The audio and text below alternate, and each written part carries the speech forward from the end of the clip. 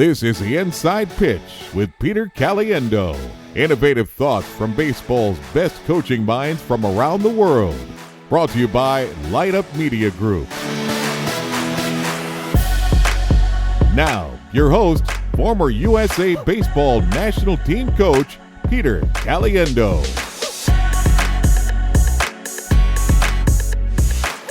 Hello, everyone, and welcome to the Inside Pitch. I'm your host, Peter Caliendo. I'd like to take this time just to thank everybody, all the coaches, players, and parents from around the world who are currently listening to our very first show. Let me start by telling you my reasons for starting this International Coaches Training podcast. First of all, for over 35 years, I've been involved and developed a great passion for the training of coaches through my Caliendo Sports Coaches Academies. We did this by going directly into the communities and working with the local baseball organizations to train all their coaches. By doing so, it made me realize that there's a lack of teaching and fun at the grassroots level. Now, a lot of the coaches I was working with, they struggled to run a fun, organized, effective practice which would allow their players to enjoy the game longer and even get better. Finally, I realized that coaches are the foundation of our sport. So I strongly believe that all baseball countries around the world need to have a national coaches certification program to assure that players are getting the best instruction possible. Throughout my coaching career, I've been given so many unbelievable opportunities to work with some great baseball programs, with some of the best minds in the game of baseball. You know, there's an old saying, to whom much is given, much is expected. So giving back to the game is very important to me. And finally, after all these years in the game of baseball, I have this rare opportunity to bring to our show some of the most outside-the-box, innovative thinkers that have challenged the status quo. Through the show, we are committed to expanding the minds of all coaches. And for our guests, they're going to have a great opportunity to give back to the game of baseball by sharing with us their ideas, thoughts, and the things that have made them uniquely successful. Let me start by telling you my reasons for starting this International Coaches Training podcast. First of all, for over 35 years, I've been involved and developed a great passion for the training of coaches through my Caliendo Sports Coaches Academies. We did this by going directly into the communities and working with the local baseball organizations to train all their coaches. By doing so, it made me realize that there's a lack of teaching and fun at the grassroots level. Now, a lot of the coaches I was working with, they were struggling to run a fun, organized, and effective practice which would allow their players to enjoy the game longer and even get better. Finally, I realized that coaches are the foundation of our sport. So I strongly believe that all baseball countries around the world need to have a national coaches certification program to assure that players are getting the best instruction possible. You know, one way to assure that all our listeners are going to learn is by listing the shows by levels. So we're going to categorize them level 1, level 2, or level 3. Now, you can go to any show and you can listen to them anytime, and that's what's great about the podcasts. At the same time, you know by listening to any of the shows that you can always learn from all our guests. Now, for example, your level 1 shows, those are going to be for your volunteer coaches. That's your mom and dad who are volunteering their time. They're not given a lot of resources. They don't have a lot of equipment. They're just given a team of players. They don't practice a lot. They don't have a lot of games. And when they do practice, it's not really well organized and fun. And then you have your level 2 shows. Well, this is the coaches that they get to select their players. They train pretty much all year round, whether it's indoors or outdoors. They play a lot of games. They've got a lot of time to organize their practices. They've got fields, equipment, and they even have assistant coaches to help them. And finally, you have your level 3 shows. These are for your more experienced coaches, your high school, college, professional, and national team coaches from all over the world. We'll guarantee you this, on every show, we're going to have some great professional coaches who share the same passion as we do for developing coaches around the world. They're going to be able to share ideas and thoughts on how you can get better every day as a coach. So listen to the show and gain that competitive edge to help your players have a great season. If you're a player, coach, or parent, and you just want to get better, follow us on Twitter at Inside Pitch Show. Then go to our Facebook page by going to the Inside Pitch with Peter Caliendo. Finally, check out our website, InsidePitchPodcast.com. By going to all our social media sites, you're going to receive a lot of baseball tips, ideas, videos, and even more. Finally, if you have any questions, ideas for the show, or you'd like to request a special guest, email me at Peter at InsidePitchPodcast.com. So let's go ahead and begin with our first guest, Nelson Gord. Nelson's the head baseball coach at Notre Dame Prep High School in Chicago, Illinois. He's the founder of the Illinois Travel Baseball Program. He's a former college coach, professional player. He's also a regional coach for USA Baseball's Great Lakes National Team Identification Series. He's a very good friend of mine, outstanding teacher. He's an outside-the-box thinker. These are the type of coaches we're looking for in our shows. Coaches who are always trying to figure out a better way to make our players better and not always follow the status quo. Our topic of the evening, pitching philosophy for utilizing all your pitchers. Nelson, welcome on the show. Hey, Pete, thanks for having me. I really appreciate it, and I'm excited to talk about tonight's topic. Cool. We're excited to have you on the show. There's people listening from all over the world, so let's get right to it. We like to get right to the subject and give them as much information as we can, because this is a really interesting topic that coaches need to know and really understand. So let's do this. Give us a basic understanding of your system, starting with the high school level, and then we'll break it down to the specifics and even at the youth level, which is very important. Yeah, well, this is my 5th season at Notre Dame College Prep, like you had mentioned, and the conference that we play in is really a grind. We have a number of top pitchers that are always going to Division I schools, getting drafted every year, and I realized pretty early on that oftentimes it was a little bit tough to compete with some of those guys if you didn't have one of those type of horses. And I experimented a little bit in my first season, throwing 5, 6, 7 pitchers in the game. And really quickly, I realized the success that we were having and just how effective it really was. So it wasn't something that I just came up with. It's something that I thought about as a player, coming up through college ball and even in the minor leagues. And so I gave it a shot. And as the past 3, 4, 5 years have progressed, we've utilized it in different ways. And, we've just seen continued success with it. And a lot of the kids in our program, most of the kids, every kid in our program has really bought in and, just done a really nice job of handing the ball to the next guy and believing in our philosophy. And, we've had not only success performance-wise, but also keeping guys on the field and keeping them healthy. So I think it's, really benefit in both those two areas. Hey, give us a little rundown, because I was reading some of your material and I thought it was really interesting. You're able to utilize all your guys and you utilize them in certain situations. So you're not wasting a guy 4, 5, 6 innings and all that, but give us an idea how you figure that out a little bit. And I know right now we're going to talk about the high school level. Sure. Well, yeah, the way that we approach every game is it's not your traditional a starter is going to take us as deep as we can, and then we're going to play righty-righty, lefty-lefty matchups and have a closer and stuff like that. So we want our best pitchers thrown against their best hitters.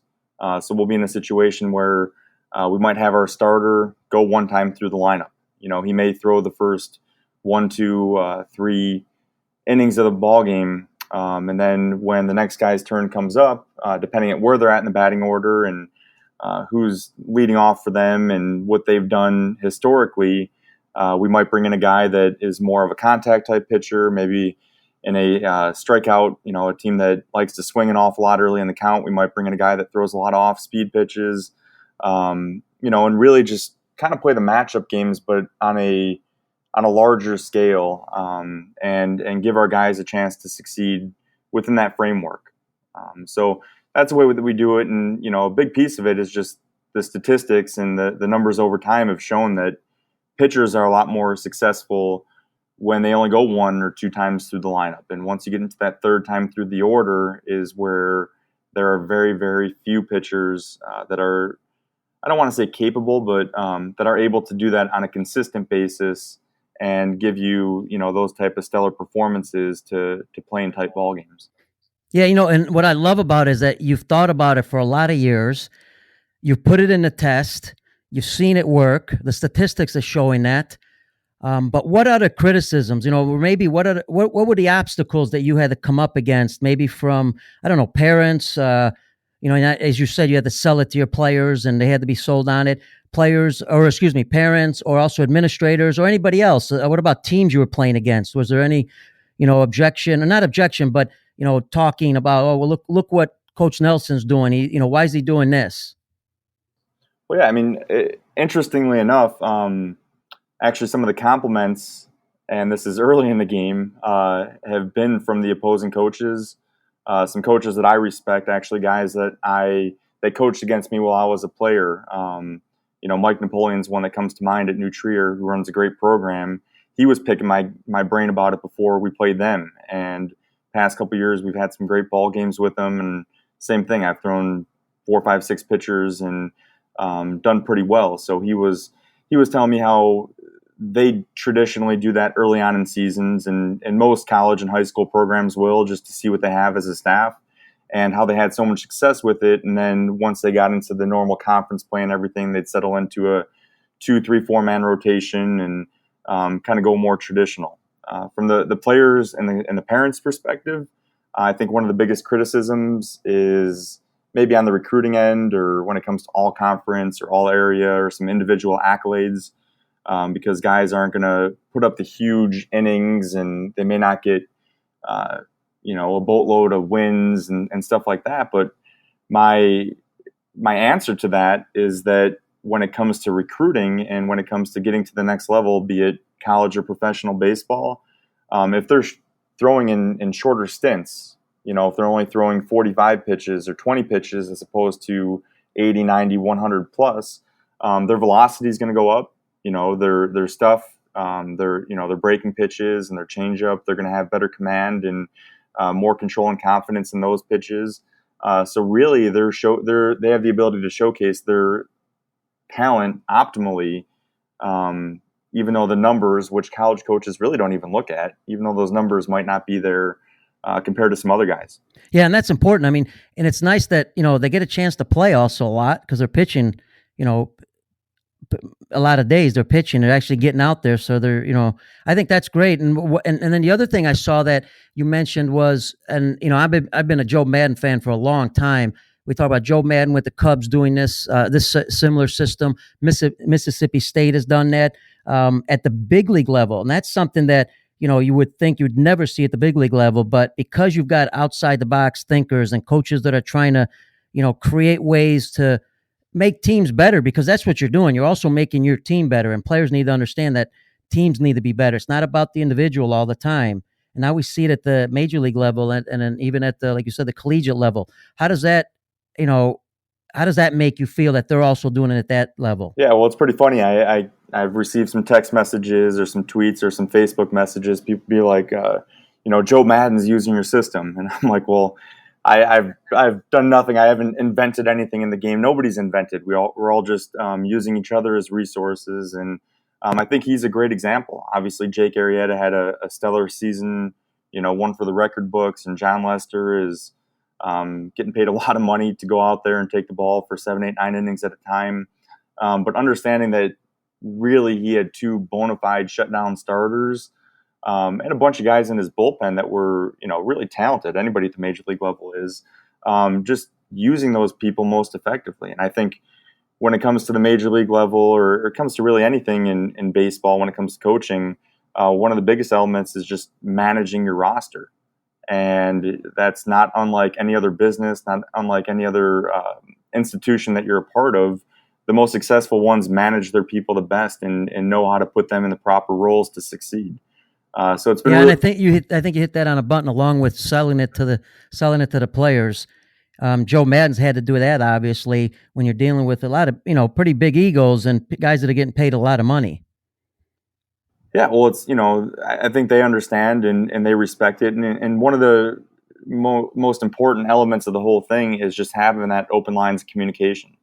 And going back to Madden, he's notorious for that, effectively communicating those roles. And that's something that we don't keep a secret from our players. We're not, it's no mystery what the plan is going into any day. It may change and it may alter. That's part of the game of baseball. But everybody has an understanding that it is for the best of all individuals included. And you mentioned before that, guys get to get out there more often and get to be a part of each game more often. I think that's been a big piece of it because we're seeing more and more kids identified as quote-unquote pitcher-onlys at a lot younger age than we've ever seen before. So keeping those kids engaged and enjoying the game of baseball is a challenge. And when they know every day that they show up to the ballpark that they'll have a chance to contribute and not just go throw a side pen or go and do band work or run, their energy level, their positive, outlook and energy that they bring to the ballpark greatly increases. So from a team aspect, I couldn't ask for anything more. Well, that brings me to my next topic, and I'm a big believer, and I know you are, in the foundation of our sport, which is our youth level. That's so important that this program would be implemented in at the volunteer level where the young kids need this a lot. Give us an idea. How do you take this program, put it at the youth level, and why would it benefit your 12-year-olds, your 11-year-olds, at that age? Sure. Well, actually, I made a decision probably about, let's call it 3-4 years ago, where I used to run a number of youth level teams, and I've actually gotten away from that, not because I don't enjoy working with the kids. I mean, I love in a camp or a clinic instructional setting to work with that age group. But when it comes to a team environment and some of the, we'll call them personalities that I've encountered throughout the years, there's a real win first mentality in travel baseball at the youth levels. And what that does is, sure, it benefits some kids in some aspects, but what it's really done, it's turned a lot of kids away from the game. And that's because the kids that get the most opportunities are the ones whose body is physically mature the quickest. So the kid, it's the old 12-year-old with a mustache that comes out there and he's able to throw a little bit harder and he's physically overpowering to some smaller players, and they don't get those same chances. So I think that's a big part of it, is when you do it at the youth level, there are some kids with a tremendous amount of passion and love for the game. They have a tremendous amount of physical ability too. Maybe they just haven't grown yet. And getting those guys out there and giving them those opportunities, that's how they're going to get better. They're not going to do it by sitting there and watching, and they're not going to do it by just hoping that the big kid dominates the game for them. They're going to do it by playing the game, and just like we all did at the park or in our backyards when we were growing up. Everybody plays, and I think that's a big piece of it from a development standpoint. And from a development standpoint, when you're throwing guys, 3-4 times a week, an inning, you're giving them more time, to be able to be under pressure or pitch that inning, get only 3 outs instead of trying to get 6 or 9 outs. You're also strengthening their arms in a lot of ways. They're working on mechanics. I mean, these are all benefits for younger coaches to be able to implement into young kids, correct? Yeah, no doubt. And I sometimes when I've been asked on this in the past, I've used the analogy to hitting. You can take all the batting practice you want, all the tee work and soft toss and everything, but unless you get live game at bats, it makes it really hard when you step into the batter's box. And there's a lot of kids that throw side pens and they do their work between outings, but there's nothing that's going to recreate actually toeing the rubber in a game setting and holding runners and attacking the strike zone and dealing with umpires and the different elements other than being in that setting. So I think the learning curve is shortened. Kids are more confident because it's not as overwhelming where when they get the ball, they think they have to start and finish the game and throw 100 pitches. We talk so much in this game about playing pitch to pitch. But for a young mind, for older, more experienced players, that's a hard concept to grasp. But for young ones, it's even more challenging. So if we can compartmentalize it into one-inning examples and one-inning outings, they're able to go out there and give it what they have without being overwhelmed by the situation. Now, when you have one inning, and let's just say, let's use an example. A young man comes out there, he's 12 years old, he throws 8 pitches, gets 3 outs. You stick to your game plan, or that the next inning another pitcher comes in, or do you stay with that? I know there's a lot of variables, but kind of a general idea of that. Sure. Yeah, well, that's actually a great example right there. One thing that I put in early with the system, at the beginning, I'd say the first 20% of the games, first 7-8 games of the year, we went one inning apiece. But I did have one kind of asterisk next to it. and that was the single digit pitch inning. So if any guy had an inning where he threw 9 or less pitches, they'd get what we'd call a bonus inning. And the cool thing for that is that, we all know as coaches that attacking the strike zone, getting ahead of hitters, those are all important pieces, and that's statistically proven to win as well. So the guys really got hungry and really attacked and really used their best stuff early on. And I think that built up the competitive nature, and also is what led to us winning a lot of ball games. Kids were not getting behind in counts, and we didn't give up a lot of free passes, and had just an awesome time doing it. I love that, because if you get 9 or less pitches, you get another inning. Boy, that becomes really competitive. And for your coaches out there, we're going to take Nelson's program and put it on the website. It'll give you a general idea with some notes, and we'll also have Nelson's email on there so you can reach him if you have any questions about that. Now, Nelson, you talked about also, and I think this was important for the overall program. Your catcher is extremely important, because you're catching somebody different all the time. Especially probably at the higher levels where they have more pitches, and you happen to have a catcher who's, I think, going to Arizona State, which must be an outstanding athlete. Tell us how important that catcher is, and why. Yeah, I mean, it's a challenging thing. It's a difficult thing, because you have to develop a rapport and understand, especially at the high school and collegiate level, where you're throwing some different pitches and guys have a little greater velocity. It's a different look. Okay, so if it's hard to catch them, obviously it's hard to hit them. We said that.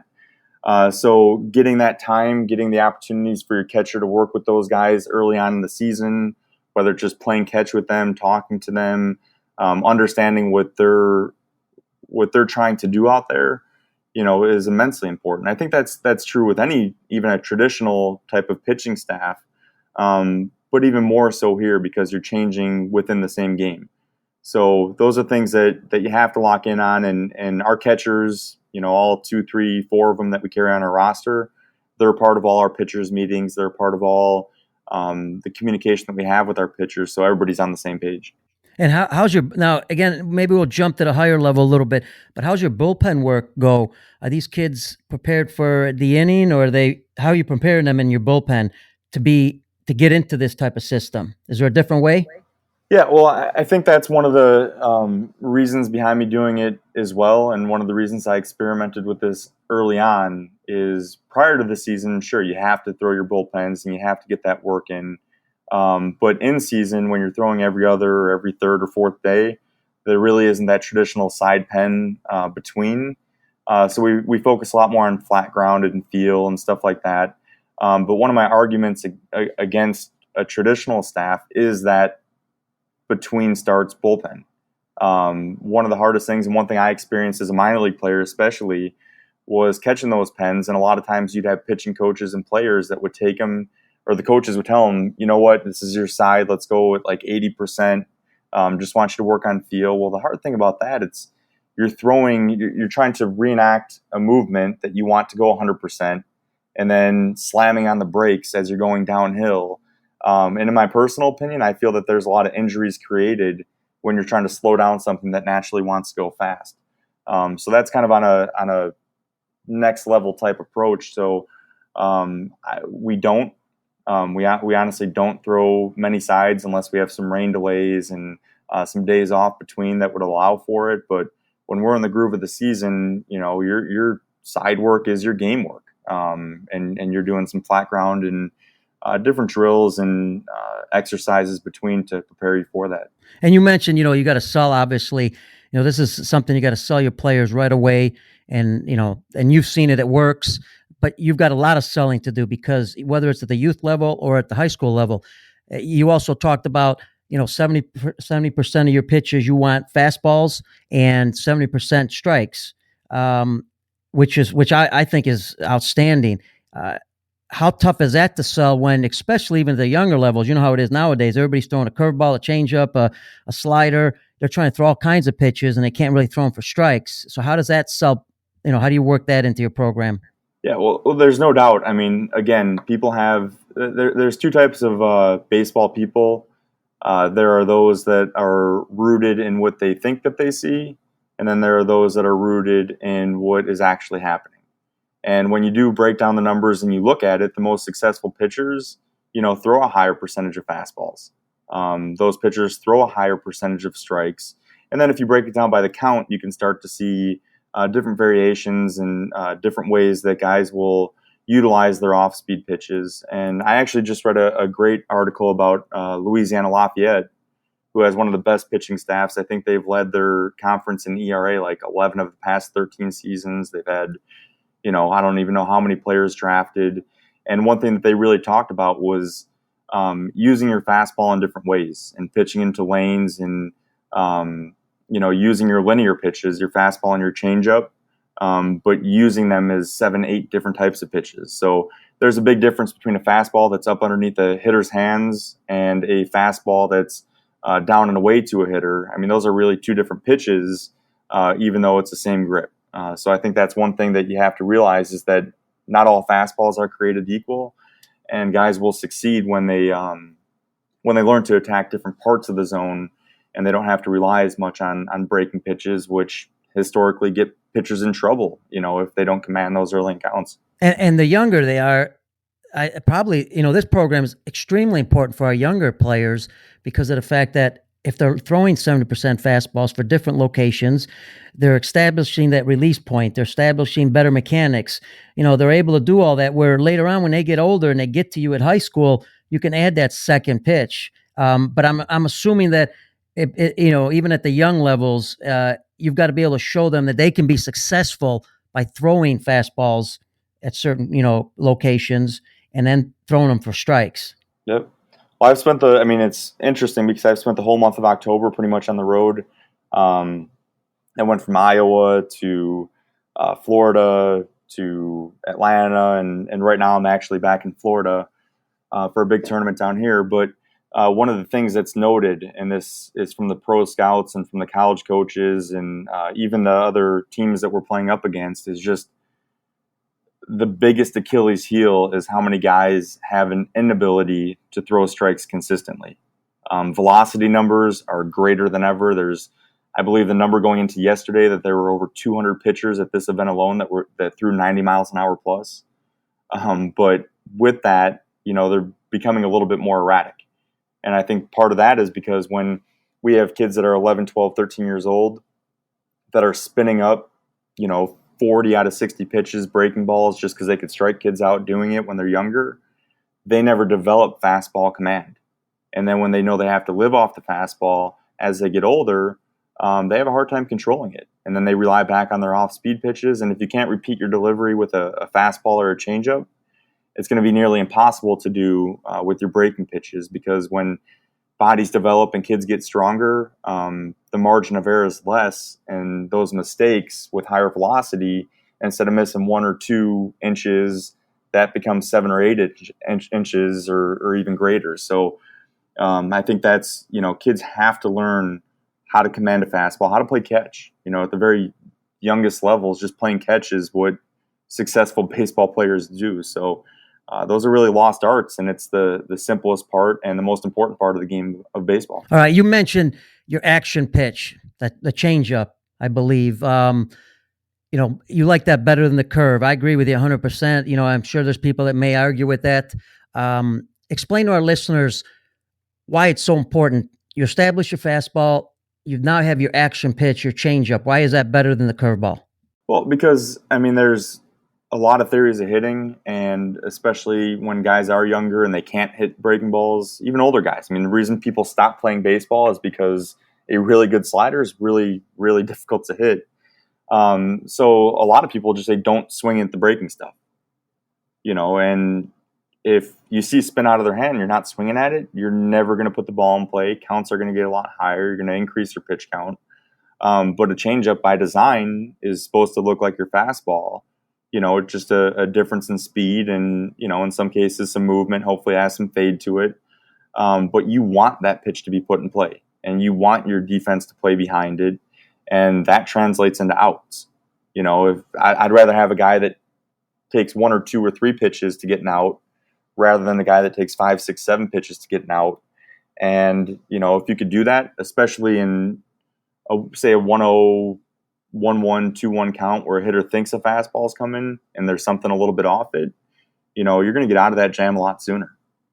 So changeup's vitally important. And I know you talked about missed situations. What are the situations where where you're going to use this, the changeup, the curveball, under this system? Yeah, well, there's obvious situations throughout the course of a game where you don't want contact. Notably, if there's a runner on third base and there's less than 2 outs, we're trying to prevent that run from scoring, get to 2 outs. So then, pop out, fly out, anything gets us out of the jam. So there are times and there are guys, even when I sit up my high school staff, that you're labeled as a swing and miss guy. You do have a very good breaking pitch, and it might be a good matchup against a really good hitter. And your job is not to, necessarily pitch to contact, but we want to get a punch out. Okay, so we're going to try to set hitters up a little bit more and do some things to get them to swing through some pitches. So I think that's probably the most important place in a game where you're going to need a swing and miss type of guy. And I was reading also that, and I thought this was outstanding. You don't even pay attention to ERA most of the times, or wins and losses when it comes to pitchers, but you pay attention to the WHIP. Explain to our audience the WHIP and why this is so important, which fits right into the philosophy you were talking about. Sure. So, baseball, the objective of the game is to score more runs than the other team. It's as simple as that, and it's simple arithmetic. When you add 1 base plus 2 base plus 1 base, you're going to get a run eventually. Okay, there aren't that many home runs hitting the game these days, especially at the younger levels when we have new bat restrictions and the bats aren't as lively as they were, say, 10, 12 years ago. So you need base runners and you need to move them along. So WHIP, what that stands for, is walks plus hits per innings pitched. So if we can limit that number, if we can keep the number of walks and hits that we allow down, we're going to have a lot of success. ERA, there's a lot of variables. There's bloop singles and there's, just all sorts of things that can come into play that can add to your ERA, inherited runners, stuff like that. But that's our job as a pitcher. We don't want to let hitters get on base, and that's what WHIP identifies. So when I'm assembling my staff, you're going to see the guys with the lowest WHIP numbers are going to be the guys that are going to be handed the balls most often, because I trust them the most. They're going to command their pitches and stay out of jams and not put us into those base runner situations. All right, now we've heard, in my opinion, the program really laid out really well. And one of the hardest things with any program that's brought out, especially something new that a lot of coaches aren't familiar with, that aren't using it, you have to sell the program. We talked about that. Are there any ideas for a young coach? He's got to be able to sell this to his kids. I know you were able to do that, and you're also able to show now after 4 or 5 years, you can show progress and major results with this. But the first day you started, or the first week, or the first 3 weeks, was there anything you did specifically to kind of get them to sell, to sell the program to them? I'm not talking more about, talking about the program, explaining it. I realize you got to explain it, you got to sell it. But then was there anything on the field that you did to show them that, listen, see, this works? Yeah, 2 things. One, we talked before about how in shorter outings, your velocity will probably go up. Well, just like, 16, 17-year-old kids, get all macho when they go in the weight room and they want to show their muscles and stuff like that. Kids respond the same way when it comes to velocity. So from a high school standpoint, when I showed them their average velocity numbers go up, easy sell. The second part, on the performance end, some guys would have a hard time because there are definitely going to be times when there is going to be one pitcher or, a couple guys that might not have the greatest of innings.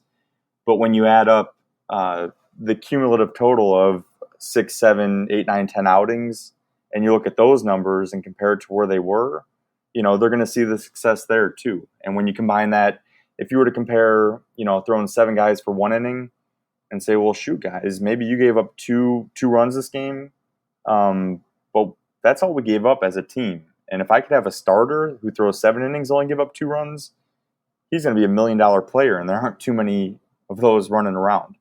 Okay, so our stats were just significantly better, and then personal performance, they can see, how much they've improved and how much more marketable they are at the next level.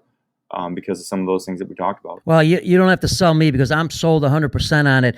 And I go back, Mickey owned baseball school, and I was there as a coach in the 70s, 75 to 80. And I remember, we had so many kids that we got, and we pitched every kid every inning because we'd never seen them before. So we wanted to see them.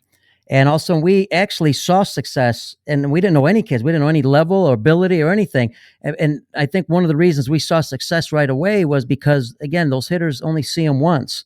And I think that helped tremendously. Now, we're coming to the end, and what I want to do is just leave it open to see, is there anything else in the program that you think is just important for our coaches to understand about the program? And we know why it's so important because we've talked about that, but anything else that coaches need to know if they're going to start implementing a program like this? Well, I think one of the big challenges as a coach today at any level is just keeping players engaged and keeping them focused. There's so many outside distractions and so many things that are vying for their attention day in and day out. And, if I gave you 100 darts and a dartboard, and I'm like, you need to hit a bullseye, you'd probably go through the first 20 of them, kind of getting a feel, and the next 20 you're narrowing down a little bit, and you'd continue to try to improve upon that. But if I only handed you 10 darts, you're going to be a lot more efficient and a lot more focused with those 10 darts that you have. And, that's the thing that I saw, is that as hard as it is and as talented as you need to be to go 2, 3, 4 times through a lineup as a pitcher, a big element of that is just the focus and the mental preparation and the mental maturity. And I think that by design, a system like this is a lot better suited for the type of athlete and the type of person, the kid that we're working with today. And that's what we're always trying to do as coaches. I know that's why we're doing this show and you're doing this, because we have to think outside the box. And just because it's been done a certain way doesn't mean that we have to continue doing it that way. And as time change and people's change and teaching styles change, schools change, we have to do the same thing. And I think that's a key element to it. And I think if the bottom line for you is winning, you're going to see an increase in that. If the bottom line to you is moving your players to the next level, it's going to help in that case too. So there really is no downside to it unless you yourself don't believe it's going to work. And, like I've said a million times here, the numbers support that it do. And I haven't seen anything contrary to that. So, I feel pretty good about it. Well, I believe, the more we start seeing more coaches think this way, it's not that we're trying to reinvent the wheel. We're just trying to make the game better. And like you say, we can make it better. That's just going to help everybody. It's going to help the players. It's going to help the sport overall. Listen, I know that you've got, you've been traveling all over the place. You got a lot, you got a lot of things you're doing. I just want to thank you from the show's half for, being on the show, because it's very important to us to talk about this program. Hope you have a super day. We know you're currently in Florida. You got another day there, competition. Some of the best players in the country are there. So we just want to thank you for being on the show. Well, thank you so much, Pete. And, anytime I have an opportunity to talk the game, especially with you, it's awesome. It's an honor. We have a lot of fun doing it. And like I said, all the players and coaches that I work with, this game has given me so much. And every day I just been trying to give back a little bit to it. So thank you. And I look forward to listening to more people speak and hopefully one day being a guest again. And we'd love to have you back. And everyone listening to the show, remember, if you want to learn more about our guests and get tips, see videos, and more, check out our Twitter at Inside Pitch Show. Also our Facebook page, The Inside Pitch with Peter Caliendo. And go to our webpage at InsidePitchPodcast.com. Plus, email me if you have any questions or you'd like to hear a specific speaker. If we can help you in any way to be a better coach, just send us an email. Remember, the more coaches that properly get educated, the more players will get better and they will stay in the game longer. I'm your host, Peter Caliendo. Have a great coaching day and see you on the next show. This has been The Inside Pitch with Peter Caliendo, a Lineup Media Group production. Get access to all of our podcasts like Youth Baseball Talk, You're on the Clock NFL, and Let's Get It On with famed MMA referee Big John McCarthy and Sean Wheelock. Online at lineupmediagroup.com and on iTunes and Stitcher.